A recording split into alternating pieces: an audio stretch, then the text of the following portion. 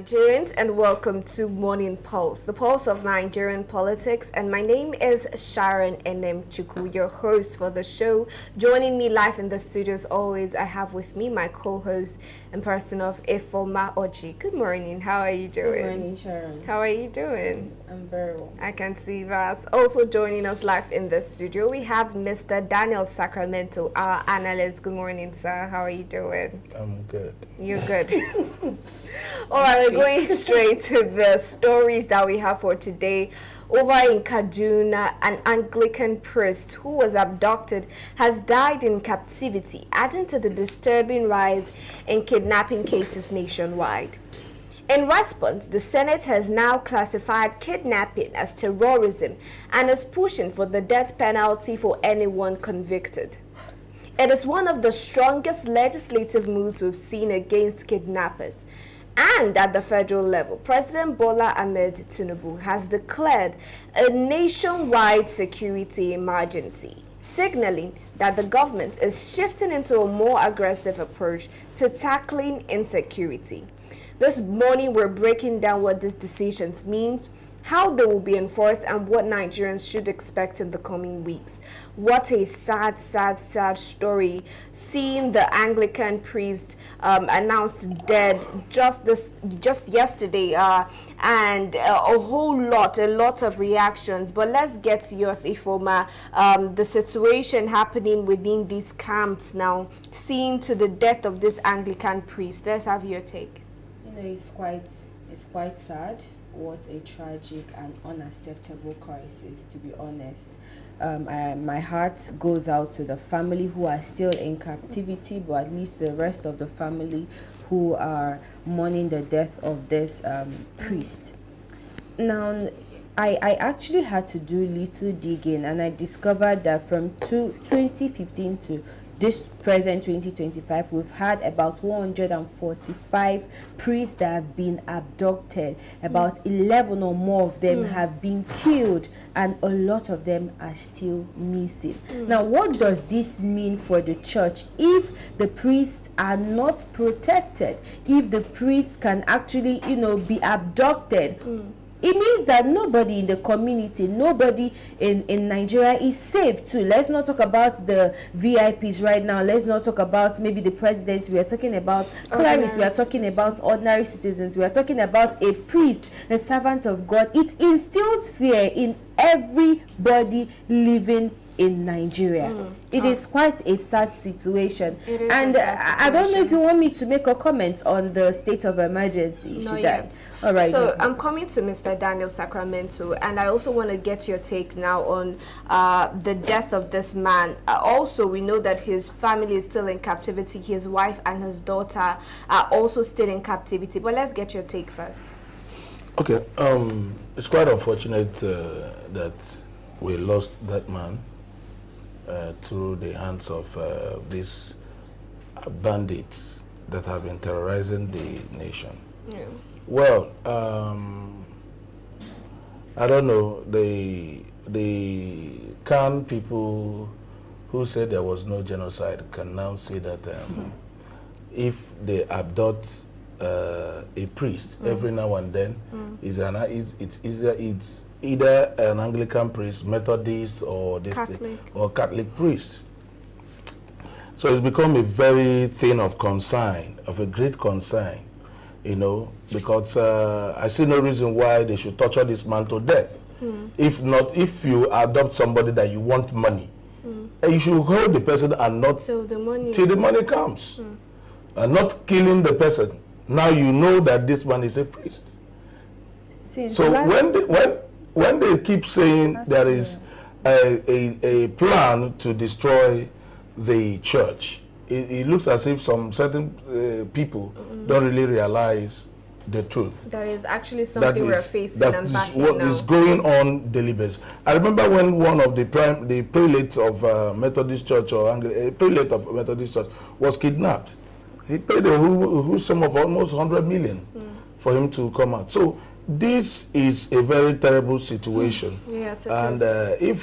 There's no need killing people when you know you are seeking for ransom. There's no need for it. Okay. Taking people's life Exactly. unnecessarily, it's not called for. So we want to commiserate with the families of Archie, the Anglican priest.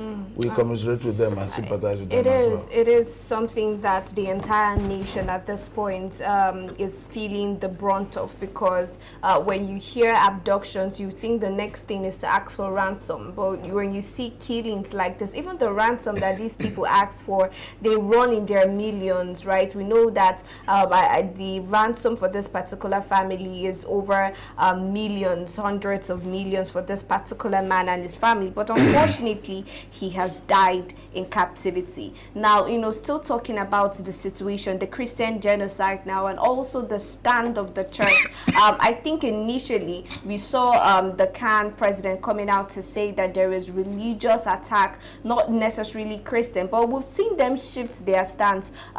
Some of them now calling this a Christian genocide. But like you said, Ifoma, we've had a lot of priests being abducted in the past, over hundreds of them.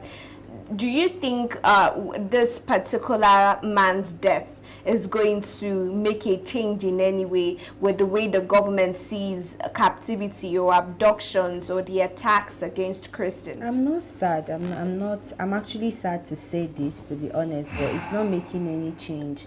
Come on, we've seen abduction earlier years. We've seen a lot of mass killings. What have the government done about it? Nothing.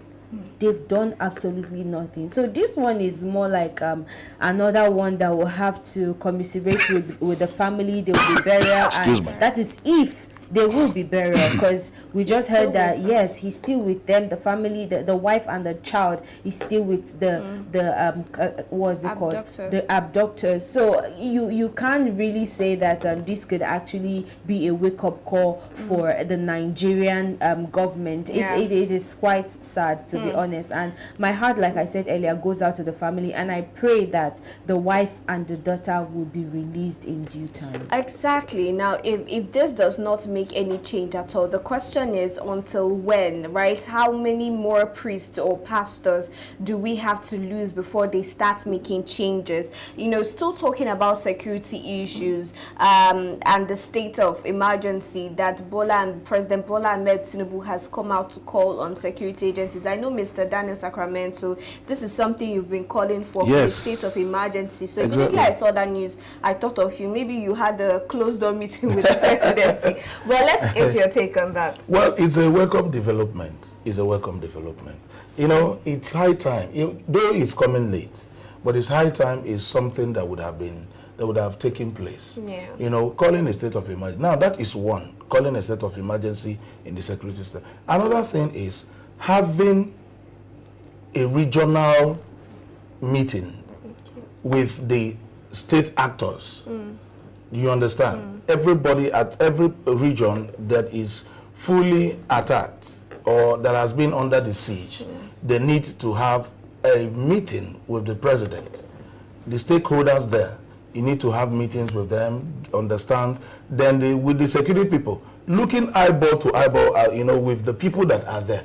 Definitely from there, you might know the people that are perpetrating this act, that are working with these bandits, because they are working with people. There is no two ways about it. If the DSS could call and they say they placed a call through quoting by Onanuga, who said there was a call that was placed, and these people, they had a peace deal and they released them. So definitely somebody is incubating these guys. There is an agenda. Something just happened yesterday. We were seeing in the social media where some of the bandits were attacked and killed in Bayelsa State. They say they can't come there and do rubbish. So it shows that there is an agenda one. So if the president wants to more and more to cop what has already been happening, what he needs to do is have these regional meetings. It's very, very important. You have region by I don't want a situation whereby everybody will now come. It won't be too fruitful. But when you get region by region, understand their heartbeat, Understand the people that have been attacked. Let them call names to you. They need to give names. They know the people. So political people are there. Some traditional rulers are in this matter as well. They are there. They are part of these issues. So this is where you gather informations that the security men would work with. Then even in the security system, a lot of people needs to be purged. A lot of people needs to leave. Some of them need from the IG of police. Some of them, even no, I'm talking about people who have direct contact, people who make call, who have camps that these people are using. They need to go. We look at the KB own state. Now the girls has been released. Yes. Thank God. Now we need to know. It has to be a public stuff. Who made that call that made these guys left? Because we need to get to the nitty-gritty of it. So these are the things that they need to fix up. Then you will now begin to see the security architecture. You begin to see it, yes, taking shape. Without this, you will not be uprooting the problem from the root. You will only be cutting up from the stem. But when you do this, you will listen to the heartbeat of people. They will tell you what they want and how to even solve it. Then before the security men will now wade in and know how to tackle this matter. You know, the president has also come out to urge for 20,000 recruits into the police, into the security force, and you know, he has called a state of emergency. So let's get your take, Ifoma. With all of these steps that they're trying to make, we've also seen the Senate coming out to a senator coming out to make public, saying that there are also bandits in our security agencies which have compromised the security in Nigeria.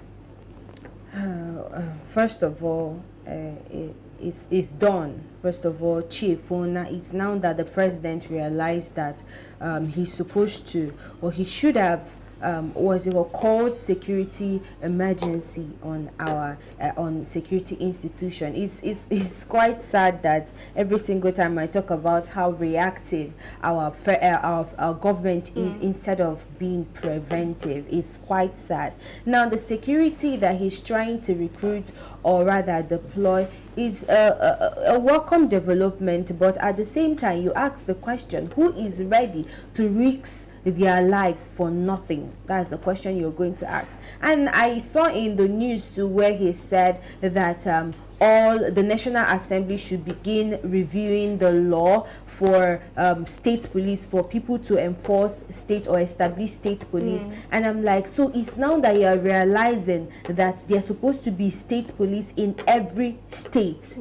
I remember the governor of what is it called? Is it Niger State? I'm trying to Zamfara State, saying that he knows the terrains of these people, but he doesn't have the power to authorize the security people because it's not coming directly from him, it is coming from Abuja. Yes. So it's now that the presidency have realized, oh, we need state security in every state. It's quite sad. And then as regards to we're talking more on the state emergency, I think maybe, like I said earlier, is a step in the right direction. And also, this our present government, Bayo Ononuga, has said it, that they know where these criminals, these terrorists are hiding. They know their hideouts. Since you know, what is stopping you from apprehending them? What is stopping you from arresting them? You've rescued the girls. You use the excuse of you can't actually attack them because you jeopardize risking the life of those people that are in captivity.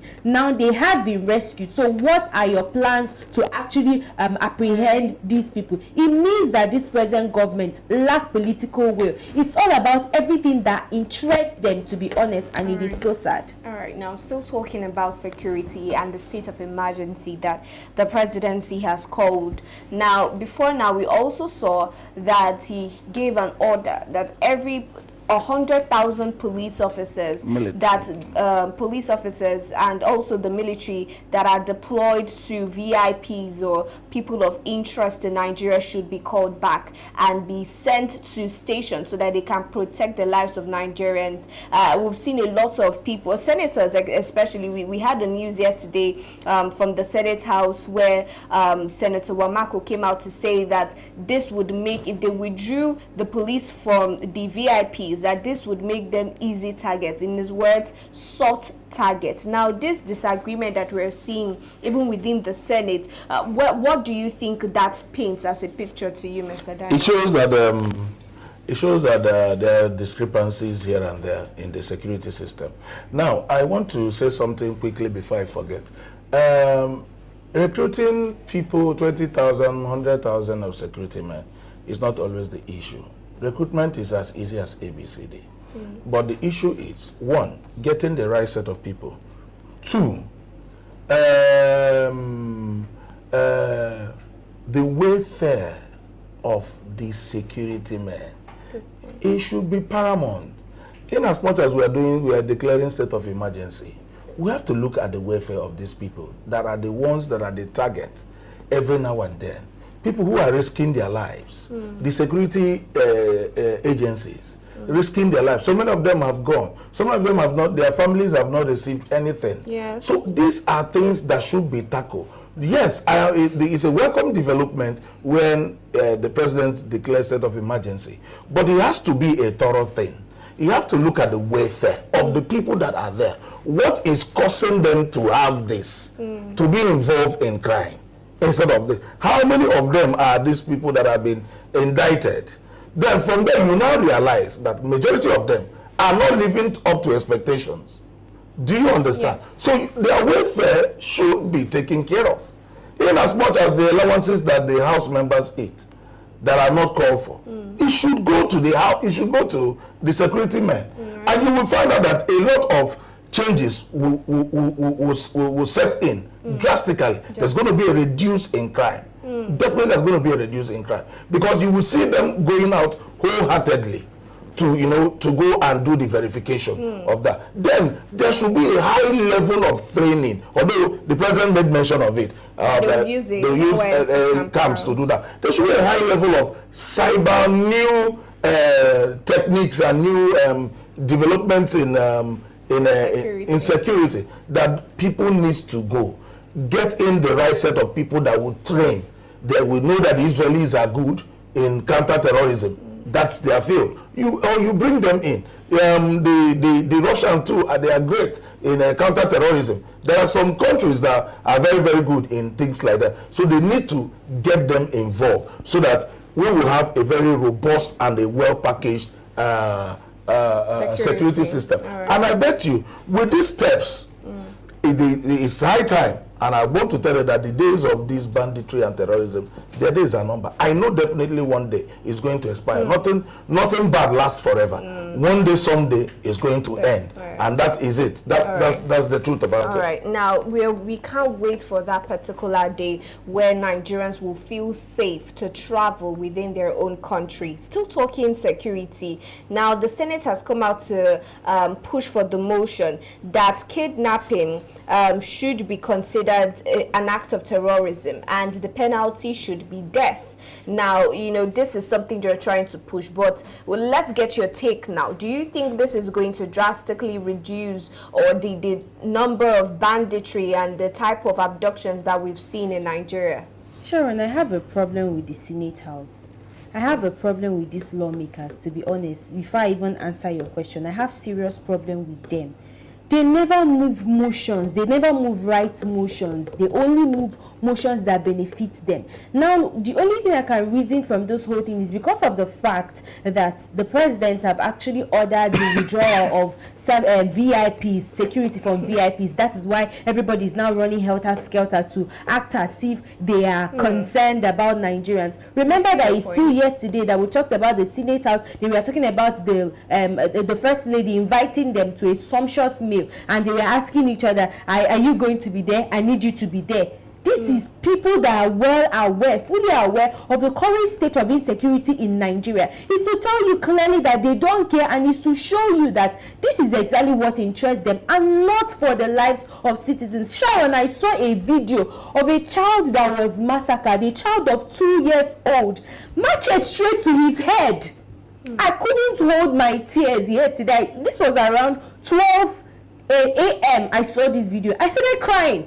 Now, these are the people that have first-hand information about these terrorists. We're still going to see Gumi coming out to set cameras, and he's still going to protect these people. Now, it's time for you to know that terrorists are supposed to be given death penalty. It's now that you realize that these criminals that are going about killing people are supposed to be given a death sentence. Shame on all these institutions, to be honest. Honestly, I'm getting the point Ifoma is making now, saying that it's as a result of maybe as a result of the senators being scared for their lives now that their security might be withdrawn, and this is why they're moving for a death penalty to be pushed for bandits and kidnappers. But let's have your take, Mr. Daniel. Do you hold the same view? Well, I definitely am going to concur. It's quite unfortunate that we're with the institution. You know, I keep, whenever you see me talk about things here, these are things I've tried to study over time. We have no working system in this country.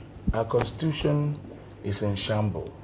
The only time you see the Senate work is when it comes to affect them.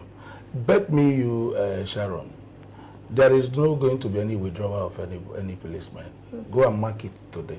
This is not the first time we are hearing a direct order. It's not going to happen. Even from the As I was speaking to you yesterday, I was somewhere. Security, police people are still following personnel. It's inevitable. And you could see them coming out to say that civil defense are not properly trained for that. It's an aberration. Whoever that made that comment should be in jail. The person is, I don't want to use a vulgar words here, but that person needs a psychiatric evaluation. He should understand that civil defense are being trained by military men. Those are the people that train them. Now, it is because we have misplaced of priority in the country, and that is why things like this happens. Now, I have told you things why we have people rushing to go and stay with VIPs. They are not they are underpaid. And those VIPs pay them. Then those VIPs pay them. So then the government give them. So there are things that needs to be put in check. Now, there should be private security firms licensed. That's what tribes in other advanced countries. Okay, to take care of the VIPs. To take care of the VIPs, not the police. But we also you only see the police following VIPs in the United States. You know, the Nigerian, it seems the Nigerian, I'm not sure, but it seems the Nigerian government is not really, does not really encourage private military stance. Because we saw the presidency the other day coming out to say that it won't take aid from private military organizations. No, the issue is this. If a country that is well structured, we wouldn't be losing our police people and our military people just like that. Because the majority of the job they do is the job that people who have retired from forces, they come back, they register them, you profile them. They will have their own private firm that is well registered by the government. Okay. Now they can't say they don't have vigilantes. Are they not profiled? Okay. They are known. So these are people who we give shields to the VIPs, who you can come to. And they're the ones that you will use. They will give you the shield you need. Then you preserve the integrity of our police and military people. That integrity. So that's what I say, they preserve it. So if it is because we have no working system, anything goes. Now, since the president gave order till date, have you go around now, you will see siren everywhere. Not even the implementation of that order is not even fast. That is what I'm telling you. That is what I'm telling you. Because there is no working system. I bet today, there are not going to be any withdrawal. Buhari did. It didn't end. Buhari gave that order. They are bigger than the president's order. Then you will see how it's going to play. So these people, it is because of the level of constitution we have. That is the problem. So the Senate they are only just they are just cymbals making noise. You understand? But we also have to give it to them. It's been long they made this type of heavy It is coming late. It's coming late. If you can proscribe IPOB and say that they are a terrorist group, Valid. So why are you now waking up today to come and say the kidnapping is death penalty? And the armed robbery is death penalty. So why are you coming out now to say you may want to say kidnapping? That's you're just making nonsense of themselves there. That is rubbish. As far as I'm concerned, you already know that it is under criminal code. It is death. Everything that has to do with criminal stuff has to be death. And the terms that we use, even the media, we are also complicit in this. The terms that we use, sort of calling them bandits here. They are terrorists. And instead of them, look at why I'm buying to what Ifoma is saying is that, you see, the house is making mockery of themselves. You know what is the problem of this country. You know the problem of our security. Have you had them come under there to say, okay, now instead of coming back to tell us about death penalty, why not say we are here now today to move a motion how we are going to better the welfare of the security people? Have you heard that from them? So what are we discussing about all these guys who knows the truth, but they decide to shield it because so many of them are involved in this matter? Because they know themselves. Exactly. I think this is what is going on. They know themselves. There's no how they won't know who and who is involved in this type of issue. Let me tell you, what they're trying to do is to bring that. I'm not making case for the president, but the truth about it is that they are trying to bring down his government. That's the truth. But you see, it is always garbage in, garbage out. Whatsoever you sow, you reap. You reap. When you begin to take everything as politics, you take human life, you use it to make politics. You don't know. That's why they say he who lives in a glass house shouldn't throw stones. Or when you get to the market, you begin to throw stones. You don't know if your mother or your father will be there. The stone is going to hit. So this is exactly what is going on. Whatever goes around comes around. And that is what the administration is facing now. Exactly. That's what I wanted to make the point. You know, when I saw Senator Wamako making that statement, standing up in the Senate House to say that withdrawing of police officers from VIPs will make them soft targets, it just really... If you couldn't see the picture, it just painted that picture that these people are only after their own pockets, only after their own concern, and it's the most make selfish. Them soft target. So the people that are dying says with the reverend that does that, he is not a soft target. It just shows that these people just care for themselves. It's a very selfish statement, selfish move that I've you know, it's been a while I've seen that, especially from a senator like himself. But just finally on this particular matter, I think you know, moving forward, our security agencies, they need to collaborate now with everybody, both with the communities, with the traditional leaders, even from the presidency as well, from the Senate House to the House of Rep. There needs to be a collaboration so that one party is not left out of the plans that they are making, and we can deal with the banditry and the kidnappings and abduction that we're seeing once and for all. Any final words, Ifoma? I'm just going to say that we keep talking about insecurity, we keep talking about the state of the economy. I tell you, Sharon, these people know what to do. They know what to do, and I keep saying it every single time. If they want to better the lives of everybody living in Nigeria, if everybody living in Nigeria, their lives should be secured, they know exactly what to do. But the problem now is, number one, they move motions, but there is no enforcement, there is no implementation. Number two is that they are always selfish. They are very, very selfish to the extent that anything that does not favor them does not count at all. So if it is whether they have what it takes to deliver, whether they have what it takes to protect Nigerians, they do have. If they cannot, they know exactly how to source out for help from other communities or outside the borders. But the thing there is that they lack political will, and I'll say it every day by day. All right, this is where we're going to call it a wrap on the show. Thank you to my guest, Mr. Daniel Sacramento, for joining me in the conversation, to my co-host, Ifoma Oji, for always doing this with me, and to our viewers for joining us in the conversation today. If you're watching for the first time, this is Morning Pulse and Active Citizens. We do this Mondays through Fridays every morning. If you're yet to subscribe to our YouTube channel, endeavor to do that, and follow us as well at Active Citizens across all social media. You can find me on my personal page at Sharon Enemchuku. And Jury for You can find me in the studio. And Mr. Daniel as well will always be in the studio. Till we see you later today, do have a good morning.